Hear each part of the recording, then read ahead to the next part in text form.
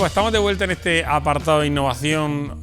Toca hablar de sostenibilidad, toca hablar de Coexpal, una feria que estará el próximo mayo en el Palacio de Congresos y Exposiciones de Agua Dulce, haciendo pues todo el trabajo que llevan realizando durante los últimos años. Juan Luis, buenas noches. Muy buenas noches, Fernando. Pues sí, hoy nos toca seguir hablando de innovación. Queremos saber qué es lo que viene, qué va a haber el sector agrícola en un futuro cercano, y los agricultores estarán pendientes para saber qué podemos esperar de nuestra tecnología. Y para eso tenemos con nosotros una de las figuras que yo creo que más representa esta nueva innovación, es toda esta tecnología que va a llegar, que es Esteban Baeza, que es del departamento de I+D de Coexpal. Muy buenas noches, Esteban. Muchas gracias por estar aquí con nosotros. Buenas noches, gracias a vosotros por invitarme. No, hombre, la verdad que teníamos muchas ganas de que viniese, porque sabemos que has estado investigando, llevas mucho tiempo, una carrera muy extensa, además que no solo has estado aquí en Almería y tienes un prisma bastante amplio para conocer un poquito qué podemos esperar. Pero para la gente que no te conozca, cuéntanos un poquito de tu trayectoria laboral. Bueno, yo siempre me gusta decir lo primero, que soy hijo de un agricultor de aquí de Almería. Eso es esencial. Es lo más importante. Ese es el hito más importante. Totalmente. No elegido por mí, pero encantado de que haya sido así, ¿no? Totalmente.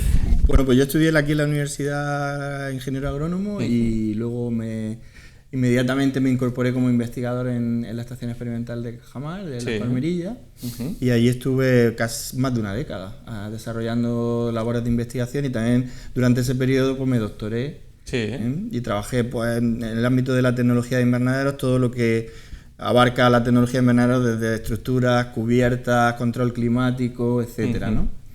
Luego estuve 2 años, conseguí una beca postdoctoral para trabajar en el centro IFAPA de La Mojonera, pero solo consumí 2 años de esa beca porque me surgió la oportunidad de trabajar en otro país y en un centro que siempre había sido una aspiración personal poder algún día trabajar allí, que es la Universidad de Wageningen en los Países Bajos, ¿no?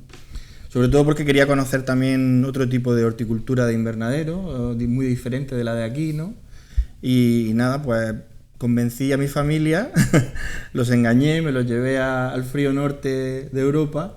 Y allí desarrollé mi labor como investigador durante 6 años, hasta que en el 2021, ya a mi familia le cansaba un poco la lluvia y el clima oscuro del norte. Entiendo también. Y decidimos volver y nada, y por aquí andamos ahora desde el pasado 15 de julio, pues trabajando en Coexpal, en el departamento de I+D. He estado durante 3 años con mi propia consultoría, haciendo una tarea diferente a la que he hecho el resto de mi carrera, es decir, en vez de trabajar en investigación más como consultor, sigo teniendo la consultoría, por las tardes desarrollo un poco de trabajo con ella, pero echaba de menos el trabajo de I+D y de ahí la vuelta, ¿no? Un poco gracias a Coexpal, que ha confiado en mí, ¿no? Y esa es un poco, en resumen, mi trayectoria profesional. Y entonces ya tu experiencia ha sido tan grande que creo yo que has tenido un buen abanico, un conocimiento muy amplio para desarrollar la tarea que estás haciendo ahora en Coexpal, si no me equivoco. Pues sí, la verdad que es una trayectoria que al incluir distintos sitios donde he trabajado, tanto privados como públicos, y en distintos países con distintos modelos de agricultura de invernadero, pues al final un poco, como he dicho al principio, siendo hijo de agricultor, pues está un poco en mi cabeza, dedicar los últimos años de mi carrera e intentar ayudar a los agricultores de Almería a mejorar, a incorporar innovación. Ese es mi gran reto, ¿no? Ayudar a aportar mi grano de arena a que la innovación de calidad llegue a los invernaderos almerienses. Totalmente, innovación aplicable, vamos a decirlo así. Sí, innovación que realmente pueda tener una repercusión en el balance del agricultor, en el balance económico y en la sostenibilidad de nuestra agricultura. Y sin más parango, vamos a entrar un poquito, porque es que me has pasado una cantidad de proyectos que la verdad es que no sé por dónde empezar, pero al final es cierto que vemos cómo la agricultura tiene un denominador común, yo creo que en Europa, relacionado a la sostenibilidad y a la regeneración, y sé que vosotros también estáis trabajando mucho en esos ámbitos. Sin duda, uno de los grandes aspectos favorables de la horticultura de invernadero de Almería es que somos una agricultura muy respetuosa con el medio ambiente, y realmente cada día intentamos mejorar en ese sentido. El otro día estaba dando una charla y mencionaba un poco pues eso, que la huella de carbono que tiene un agricultor almeriense, incluyendo el transporte del producto hasta Rotterdam es menor que la que tiene, por ejemplo, un agricultor holandés produciendo allí in situ, ¿no? Es que va a ser maravilloso cuando nos obliguen a poner directamente la huella de carbono que necesitamos para producir 1 kilo de tomate y que sea extrapolable a otros sectores, porque muchas veces nos atacan con cosas así y sobre todo es por el desconocimiento de los datos. Sí, al ponerle números a las cosas, cuando de verdad obliguen a que, o que sea visible ese tipo de información, la huella de carbono, la huella hídrica, la gente se va a llevar las manos a la cabeza y va a ser consciente de lo sostenible y lo eficiente que es el modelo agrícola de Almería. Fíjate, de eso debemos estar orgullosos. Y para que me cuente un poco, me gustaría empezar, por ejemplo, por el proyecto Prosuelo. Hemos visto como la importancia, otra vez, entramos dentro de un invernadero y antiguamente siempre nos habríamos centrado en la parte aérea, pero cada vez más nos centramos en que sabemos que si tenemos un suelo correctamente preparado y regenerado, podemos producir mucho más. Sí, sin duda. El suelo es otro de los grandes pilares de los que se basa la horticultura almeriense, a diferencia, por ejemplo, de la horticultura holandesa, que se basa sobre todo en el cultivo en sustrato. Sí. Aquí nos apoyamos en el suelo, que es digamos, un sustrato físico natural, porque realmente en el suelo tenemos una parte inorgánica, pero una parte orgánica y una parte viva también, ¿no?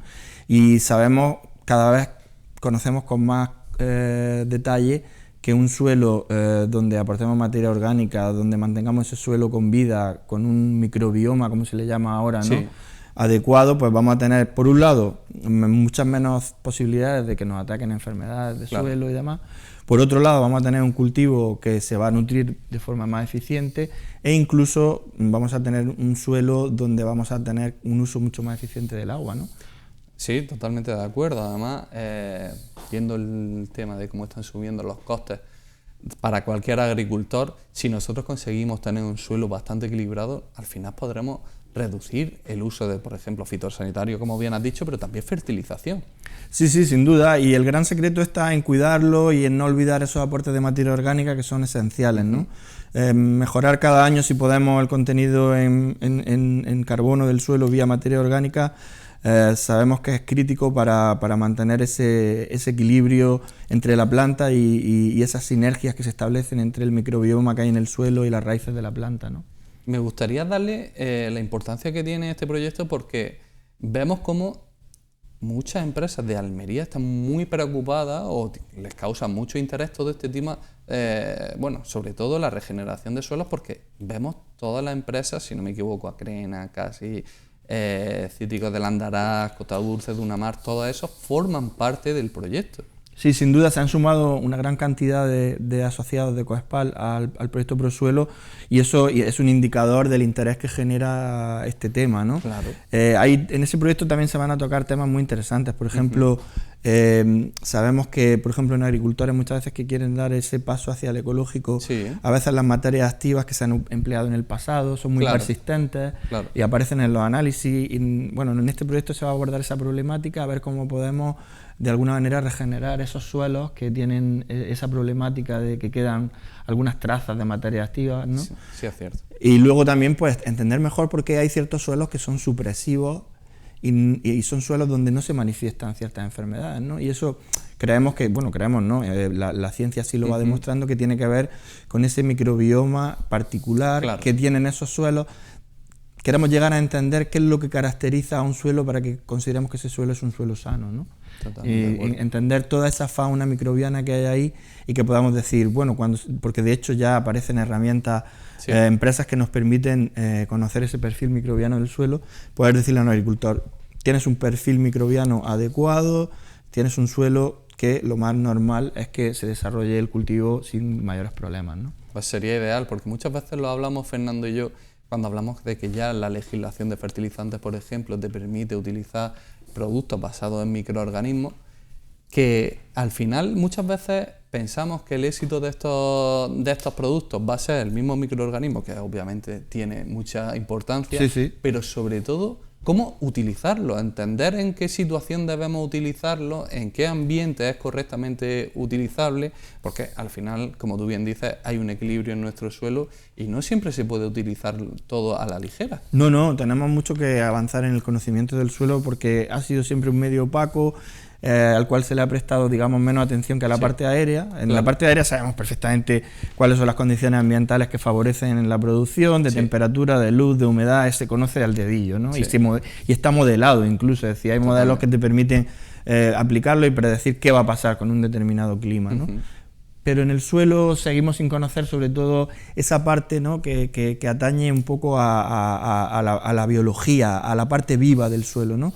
Porque si me apura, pues conocemos cómo se mineralizan los fertilizantes orgánicos, todo eso tenemos un poco más de conocimiento, pero nos falta el conocimiento. Sí, ahí estamos viendo un ejemplo de otros proyectos, como pueden ser el proyecto Horticultura Viva, donde se trata más temas de biodiversidad, ¿no? Que también son temas fundamentales y que si quieres podemos comentarlos, ¿no? Sí, por supuesto, sí. Vemos como al final, como bien estaba hablando del suelo, al final el microbioma que tenemos en el suelo también tiene que ser una extensión de lo que nos encontramos dentro de un invernadero, que muchas veces se tendía antiguamente a que fuese un sitio cerrado en el que solo fuese un monocultivo, y hemos visto como al final, metiendo especies vegetales diferentes, podíamos tener una fauna diferente que combatiese nuestras plagas y nuestras enfermedades. Sí, es esa percepción o esa interpretación ecológica de la producción agrícola que hace que acerquemos la producción de nuestro invernadero a lo que sería un ecosistema real, donde vemos en los ecosistemas reales que si no pasa nada raro hay un equilibrio, ¿no? Pues un poco se trata de traer esa filosofía al invernadero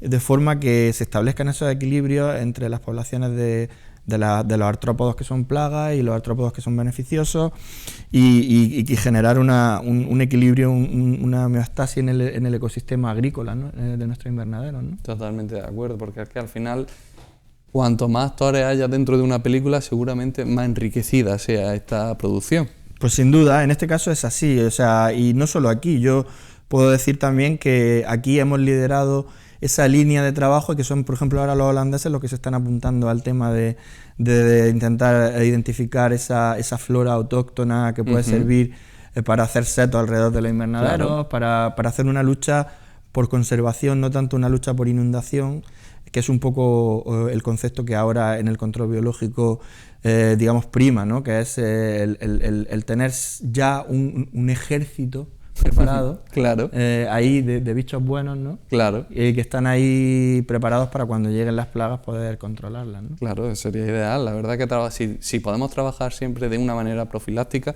intentando que no ocurra estos ataques. Sí, preventiva, de una manera preventiva. Evitando que no ocurran estas enfermedades, al final el ahorro que vamos a tener tanto en la bajada de eficiencia del cultivo como en evitar usar fitosanitarios, pues siempre va a redundar en nuestro bolsillo. No hay otro camino, no parece haber otro camino. Europa cada vez elimina más materias activas, el agricultor y el técnico cuentan cada vez con menos herramientas químicas. Todo indica y apunta en una única dirección, la del control biológico. Tenemos que hacernos a la idea de que ese es el camino y que todo lo que favorezca ese control biológico, y ya no hablo solamente de esa biodiversidad, sino también ese gran olvidado a veces que tenemos que mejorar, que ese un poco está en el debe, ¿no? De los agricultores, y yo ahí me apunto como experto en el tema, el reto, que es mejorar un poco el control de clima, porque el control de clima de nuestros invernaderos no solo va a repercutir positivamente en una mejora de las productividades, que también es algo bueno, también en la instalación de los enemigos naturales, ¿no? Que a veces se ve comprometida porque las condiciones en el invernadero son un poco extremas. Sí, ¿no? Muchas veces ha venido aquí Jan a decirnos que hemos tenido condiciones climáticas en las que utilizamos el control biológico y no se va a establecer porque no se dan las condiciones dentro de nuestro invernadero. Entonces, lamentablemente estamos tirando el dinero. Claro, tiramos el dinero, nos obliga a tener que recurrir al control químico, ese control químico desequilibra aún más las poblaciones, entramos en un bucle que yo llamaría que hay que evitar, un bucle pernicioso, digamos, ¿no? Entonces, yo animo a los agricultores que se planteen también la mejora del control del clima, no solo como objetivo de mejora de productividad, sino también como objetivo de mejora del establecimiento de los enemigos naturales en el invernadero. Pues Esteban, con esa recomendación nos vamos a quedar, porque la verdad nos estábamos quedando sin tiempo.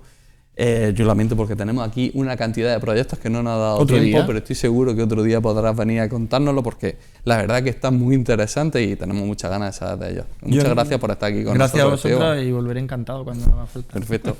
Fernando, pues hablando un poquito de lo que estamos haciendo, de lo que se ve en el campo y de lo que va a llegar sobre todo. Efectivamente, que yo creo que al final es una de las claves, adelantarnos Claro. a esas tendencias y que nosotros seamos siempre los primeros y que nuestros agricultores sigan abanderando esa innovación. Exactamente. Pues bueno, muchísimas gracias también, Esteban, por acompañarnos esta noche. Pues bueno, nosotros lo vamos a dejar aquí, volvemos ahora en nuestro debate agrícola.